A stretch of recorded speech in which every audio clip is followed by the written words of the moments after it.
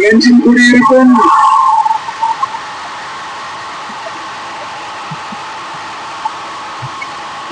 திருநெல்வேலி மக்கள் உங்கள் அனைவருக்கும் என்னுடைய வணக்கம். வணக்கம் வணக்கம் வணக்கம் வணக்கம். எல்லாரும் எப்படி இருக்கீங்க?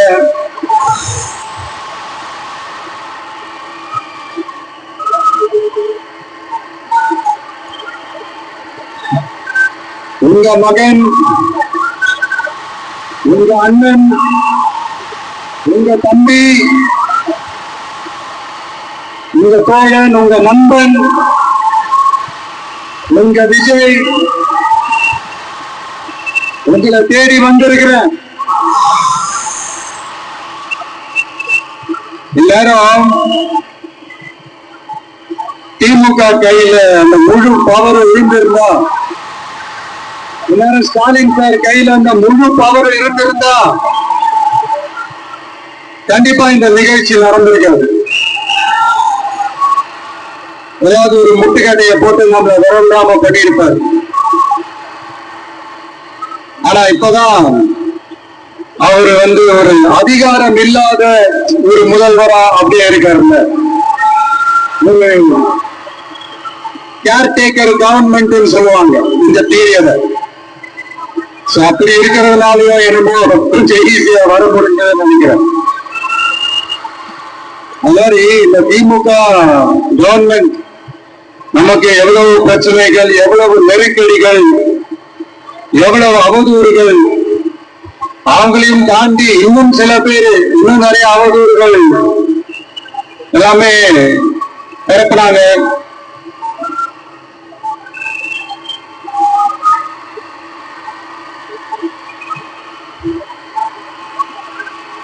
இந்த திமுக கூட்டணிக்கும் பாஜக கூட்டணிக்கும் கூட்டணி இல்லை. இந்த ரெண்டு பேருமே வெளியில வேணா தனித்தனியா இருப்பாங்க, ஆனா உள்ளுக்குள்ள இவங்க ரெண்டு பேருமே ஒண்ணுதான். இவங்க ரெண்டு பேருக்குமே ஒரே நோக்கம் தான். அது என்ன நோக்கம் தெரியுமா? உங்களுக்காக நல்லது செய்ய, உங்களுக்காக உழைக்க, உங்களோட கூடவே நிற்க இந்த விஜய் வந்துடக்கூடாது. அதுதான் அவங்களுடைய அந்த நோக்கமே. ஏன்னா இந்த விஜய் வந்ததுல இருந்து அவங்க நிறைய இந்த ஊழல் எல்லாம் செஞ்சுக்கிட்டு இருந்தாங்கல்ல, ஒரு லிஸ்ட் போட்டு சொன்னல, அதெல்லாம் அவங்களால செய்ய முடியாம போச்சு. எல்லாத்துலயும் மண்ணு விழுந்துருச்சு. அதனால சமூகத்துல இருக்கிறாங்க என் மேல. அதே மாதிரி அடுத்து ஆட்சிக்கு வர முடியாத ஒரு சூழ்நிலைய மக்களே நீங்களே ஆல்ரெடி உருவாக்கிட்டீங்க.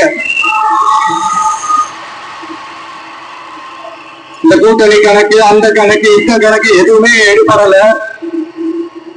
இந்த அரித்மெட்டிக் கணக்கு, மேத்தமேட்டிக்ஸ் கணக்கு எல்லாமே மண்ணுக்குள்ள புதைச்சிட்டீங்க.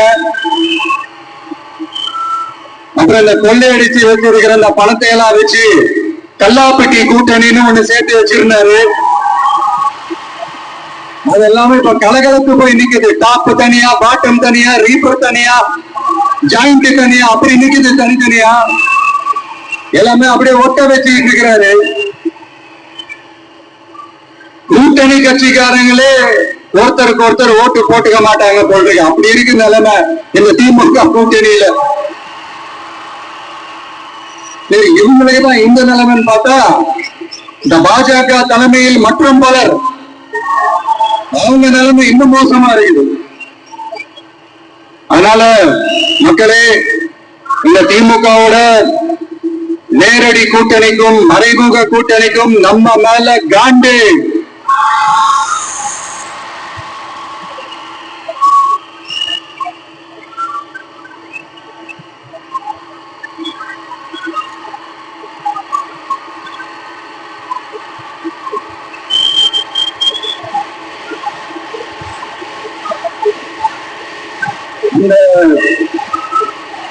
அந்த காண்டுக்கு ஒரு காரணம் என்ன தெரியுமா? அவங்க வீட்டிலேயே அவங்க குடும்பத்திலேயே விசில் சத்தம் பலமா கேக்குதாம்.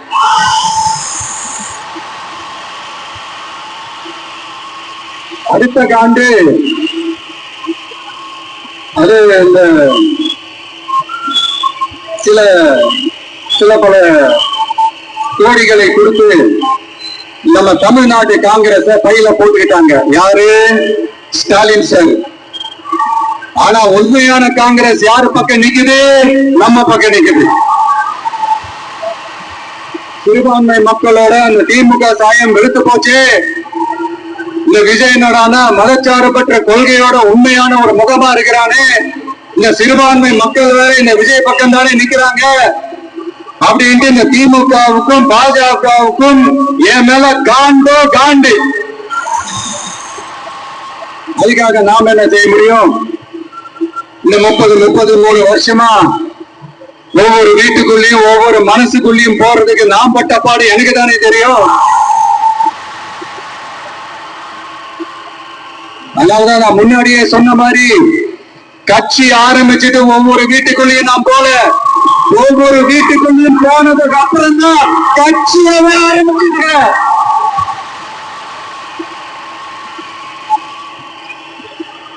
இது இந்த அரசியல் எல்லாத்தையும் தாண்டி இருக்கிற ஒரு உறவு. கட்சி கிட்சி எல்லாத்தையும் தாண்டி இருக்கிற ஒரு உறவு. இது ஒரு பூர்வ ஜென்ம பந்தம். சும்மா இந்த அரசியல் ஆதாயம் தேடுறவங்களுக்கு இது என்னன்னு புரியாது. இது மத்தவங்களுக்கு வேணா எலெக்ஷன். ஆனா இந்த விஜய் கூட நிக்கிறவங்களுக்கும் இது ஒரு இமோஷன். நான் சந்தோஷப்பட்டா மக்கள் சந்தோஷப்படுறாங்க, மக்கள் சந்தோஷப்பட்டா நான் சந்தோஷப்படுறேன். எனக்கு ஒண்ணுனா மக்களுக்கும், மக்களுக்கு ஒண்ணுனா எனக்கும்.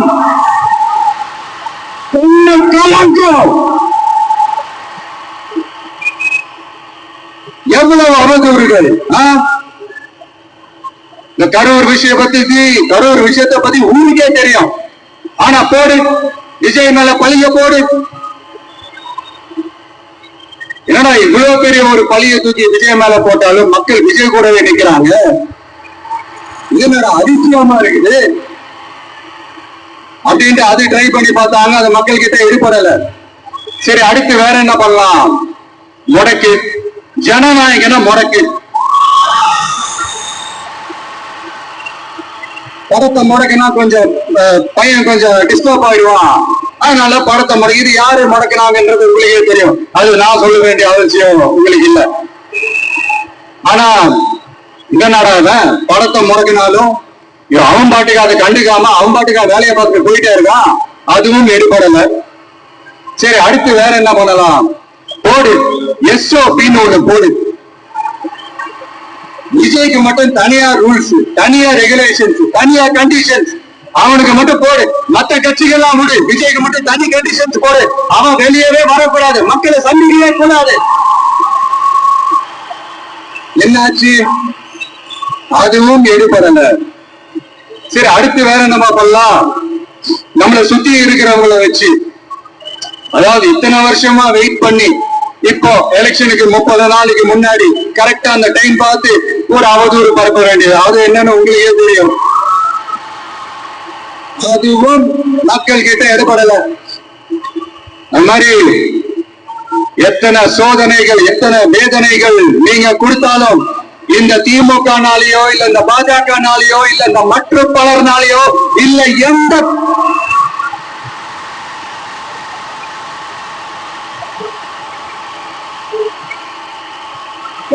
வேற யாராலையும் என்ன மக்கள் கிட்ட இருந்து பிரிக்க முடியாதுன்னு சொல்ல வந்த, அதைத்தான் சொல்ல வந்த. ஒவ்வொரு வீட்டில் இருக்கிற ஒவ்வொரு விஜயும் ஒவ்வொரு விஜயும் இருக்கிற வரைக்கும் என்ன மக்கள் கிட்ட பிரிக்கவே முடியாது. இப்படி இந்த சொந்த பந்தம் இவ்வளவு ஸ்ட்ராங்கா இருக்கிறதுனாலதான் நான் முன்னாடியே சொன்னேன், 234 தொகுதியிலையும் இந்த விஜய் தான் வேட்பாளர் அப்படின்னு அதை நான் செஞ்சிருக்கிறேன். ஏன்னா நம்மளுடைய வேட்பாளர்கள் யாரும் டாட்டாவோ பிர்லாவோ அம்பானியோ அதானியோ கிடையாது. நம்ம வீட்டுல இருக்கிறவர், நம்ம குடும்பத்துல இருக்கிற ஒருத்தரை தான் நான் வேட்பாளரா செலக்ட் பண்ணிருக்கிறேன். அப்படி செலக்ட் பண்ணி தான் உங்ககிட்ட நான் ஒப்படைச்சிருக்கிறேன். அதனால அந்த வேட்பாளர் வேற, இந்த விஜய் வேற அப்படி நினைச்சிடாதீங்க. இந்த விஜய் தான் வேட்பாளர், அந்த வேட்பாளர் தான் விஜய்.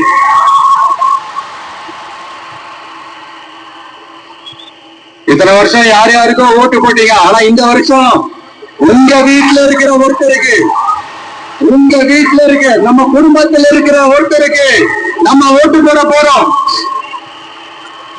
அந்த வேட்பாளர்களுக்கு நீங்க ஓட்டு போடுறது நமக்கு நாமளே ஓட்டு போட்டுக்கிற மாதிரி. அந்த வேட்பாளர் ஜெயிச்சா நாம ஜெயிச்ச மாதிரி. இப்படிப்பட்ட ஒரு எமோஷனலான ஒரு எலெக்ஷனை தமிழ்நாடு இல்ல, இந்தியாவே பார்த்திருக்காது. இது நீங்க எவ்ரி 5 years வர ஒரு எலெக்ஷன் மாதிரி இதை நினைச்சிடாதீங்க. இது வேற, இது ஒரு அதிசய எலெக்ஷன். 50 வருஷத்துக்கு ஒரு வாட்டி நடக்கிற ஒரு எலெக்ஷன் மாதிரி. அதனால அந்த சான்ஸை மிஸ் பண்ணிடாதீங்க மக்களே. ஒரு காமராஜர் தானா, ஒரு அண்ணா தானா, ஒரு எம்ஜிஆர் தானா நம்ம தமிழ்நாட்டுக்கு? அவங்கள மாதிரி வேற யாருமே வந்துட மாட்டாங்களா அப்படின்னு நீங்க ஏங்குனது எனக்கு தெரியும். அத மனசுல வச்சுக்கிட்டு தான் நம்ம டிவிக்கே வந்திருக்கிறோம். நம்ம டிவிக்கு யார் யார் மாதிரி எல்லாம் உழைக்கும் சொல்லவா? ஐயா முத்துராமலிங்க தேவர் மாதிரி, ஐயா வீரன் சுந்தரலிங்கம் மாதிரி, ஐயா வாவுசி மாதிரி, ஐயா அழகு முத்துக்கள் மாதிரி, ஐயா கட்டமுடன் மாதிரி, ஐயா ஒண்டி வீரன் மாதிரி, ஐயா பன்னீண்டஸ் மாதிரி ஒட்டுமொத்த தமிழ்நாட்டு மண்ணுக்கும் உழைக்கும், உழைச்சுக்கிட்டே இருக்கும்.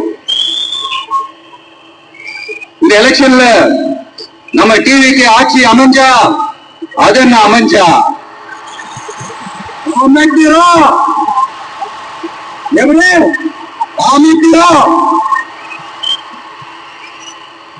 நம்ம டிவிக்கு ஆட்சி அமைஞ்ச உடனே பெண்கள், இளைஞர்கள் எல்லாருமே நல்லா இருப்போம், நல்லா இருப்போம், நல்லா இருப்போம். விவசாயிகள், மீனவர்கள், உழைக்கிற மக்கள் எல்லாருமே நல்லா இருப்போம், நல்லா இருப்போம், நல்லா இருப்போம். இன்னும் பல வருஷத்துக்கு நம்மளுடைய குடும்பங்கள், நம்மளுடைய சந்ததிகள், நம்மளுடைய தலைமுறைகள் எல்லாருமே நல்லா இருப்போம், நல்லா இருப்போம், நல்லா இருப்போம். அதனாலதான் மீண்டும் மீண்டும் சொல்றேன், வேற யாருக்காவது ஓட்டு போட்டு உங்க ஓட்டை வேஸ்ட் பண்ணிடாதீங்க. அதனாலதான் பார்த்து பார்த்து உங்களுக்கான வாக்குறுதிகளை நாம அதை அறிவிச்சிட்டு இருக்கிறோம்.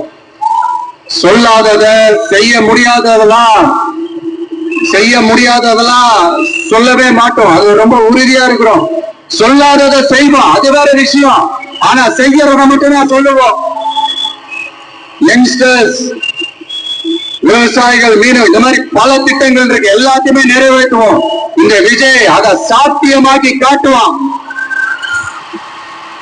இந்த நான் ஏன் இவ்வளவு ஸ்ட்ராங்கா சொல்றேன் அப்படின்னா, மக்கள் பணத்துல இருந்து ஒரு பைசா கூட தொட வேண்டிய அவசியமே எனக்கு இல்லை. புரியுதுங்க உங்களுக்கு? மக்களுக்கு தப்பே நடக்காது, தப்பே நடக்க விட மாட்டேன். இப்ப நான் சொன்னல, மக்கள் காசுல இருந்து ஒரு பைசா கூட தொட மாட்டேன்னு. அதை இப்ப ஆண்டுகிட்டு இருக்கிறவங்க, இதுக்கு முன்னாடி ஆண்டவங்க சொல்ல முடியுமா? என்னை எழுப்பிட்டு இருக்கிறவங்களால தில்லா, கத்தா, கெத்தா இத சொல்ல முடியுமா? நீங்க ஒழுங்கா ஆட்சி நடத்திருந்தா பெண்கள் பாதுகாப்பு ஏன் இவ்வளவு மோசமா இருக்குது? இளைஞர்களுக்கு ஏன் வேலை வாய்ப்பு இல்லாம போச்சு? போதைப் பொருள் கலாச்சாரம் ஏன் அதிகமா இருக்கு? சட்டம் ஒழுங்கு ஏன் சரியா இல்ல? வன்முறை ஏன் தலைவரிச்சு ஆறுது? இதுக்கு உங்களால பதில் சொல்ல முடியுமா ஸ்டாலின் சார்? பதில் சொல்ல தகுதி இருக்கான்னு கேட்டிருக்கணும். ஆனா கொஞ்சம் நாகரிகம் கருதி அப்படி வேணான்னு பாக்குறேன். 2.5 வயசு குழந்தைய துடிக்க உங்க திமுக நிர்வாகி ஒருத்தர் கொண்டாங்க. அதுக்கு என்ன பதில் சொல்ல போறீங்க? விளாத்திக்குளம் பக்கத்துல +2 படிக்கிற ஒரு பொண்ணு டாய்லெட் வசதி சரியா இல்லாம ஒரு அவசரத்துக்கு காட்டு பக்கம் போய் ஒதுங்கினாங்களே, என்னாச்சு? இந்த உலகத்தை போயிட்டாங்க. அதுக்கு என்ன பதில் சொல்ல போறீங்க? இந்த பிள்ளைங்க உங்களால திரும்பி கொடுக்க முடியுமா சார்? 5 வருஷமா போலீஸ் டிபார்ட்மெண்ட் கையில வச்சுக்கிட்டு என்ன சார் பண்ணீங்க? பொம்மைகள் மாதிரி வச்சு விளையாடிட்டு இருக்கீங்களா? ஒரு மனசு நாங்குநேரி பிரச்சனை பத்தி பேசினா அது போதையில நடந்துச்சான். போதை பொருட்களினால அது நடந்துச்சான். பெரிய கண்டுபிடிப்பு. எங்களுக்கு தெரியாது பாரு. அது எங்களுக்கு தெரியும், உங்களுக்கு தெரியும். கேள்வி அது இல்ல, அதை ஏன் தடுக்க வேண்டும் எங்களுடைய கேள்வி. இது மட்டுமா? மணலை திருடுறாங்க, மண்ணை திருடுறாங்க, மலைகளை முழுகிறாங்க, சட்டவிரோதமா கல்குவாரியை நடத்துறாங்க, மணல் மாஃபியா அது ஒரு பக்கம் நடந்துகிட்டு போகுது. இன்னொரு பக்கம் மினிஸ்டர்ஸ் கொள்ளையடிக்கிறாங்க, இன்னொரு பக்கம் குடும்பமும் சேர்ந்து கொள்ளையடிக்கிறாங்க. டாஸ்மாக்ல ஊழல், நகராட்சி துறையில ஊழல், இப்படி ஊழல் ஊழல் ஆட்சி முழுக்க ஊழல்லே ஊறி போய் நாரி போய் கிடக்குது. எந்த மூஞ்சி அமைச்சு சார் வந்து ஓட்ட கேட்பீங்க?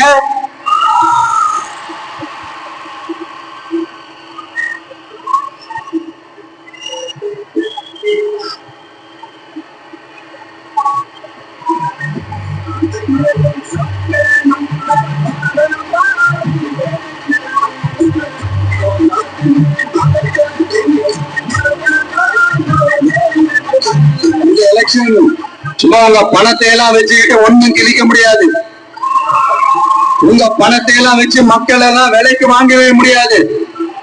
இது ஒரு மாற்றத்திற்கான ஒரு எலெக்ஷன். ஒட்டுமொத்த தமிழ்நாட்டு மக்களும் அந்த மாற்றத்தை கொண்டு வர போற அந்த எலெக்ஷன். இது உங்களாலேயோ இல்ல அந்த மற்றும் பலர்னாலேயோ ஒண்ணும் தடுக்க முடியாது. அதனால மக்களே, ஏப்ரல் 23ஆம் தேதி காலையில சும்மா பக்காவா ரெடி ஆயிட்டு வீட்டுல இருக்கிற சாமியெல்லாம் கொண்டுட்டு உங்க ஓட்டர் ஐடி கார்டு கையில எடுத்துக்கிட்டு முதல்ல பூத்துல போய் நின்று அந்த விசில் சின்னத்துக்கு நேரா இருக்கிற அந்த பட்டத்தை ஒரு அழுத்த விட்டுது. இது ஒரு தலைமுறைக்கான ஒரு தேர்தல், உங்களுக்கான தேர்தல். எப்பேற்பட்ட வசதியான வாழ்க்கையா இருந்தாலும் எல்லாத்தையும் தூக்கி எறிஞ்சிட்டு உங்களுக்காக மட்டுமே வந்திருக்கிறேன். உங்களுக்காக நன்றி கடன் செலுத்துறதுக்காக மட்டுமே வந்திருக்கிறேன்.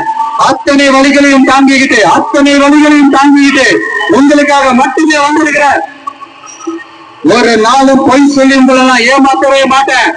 இந்த 4 முனை போட்டி, 40 முனை போட்டி, எத்தனை முனை போட்டின்னு எத்தனை முறைக்கு உரைத்தாலும் இங்க 2 முனை போட்டி மட்டும்தான்.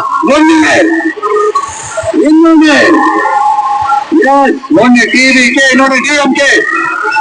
மக்கள் விரோத ஆட்சி நடத்துற ஸ்டாலின் சார் வேணுமா? மக்களை நேசிக்கிற உங்க விஜய் வேணுமா?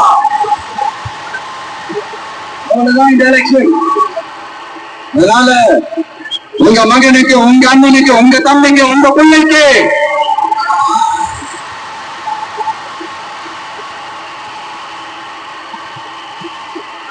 ஒரே ஒரு வாய்ப்பு கொடுங்க. தயவு செஞ்சு விசில் சின்னத்துக்கு ஓட்டு போடுங்க. இது ஒரு விசில் புரட்சி தேர்தலா இருக்கணும்.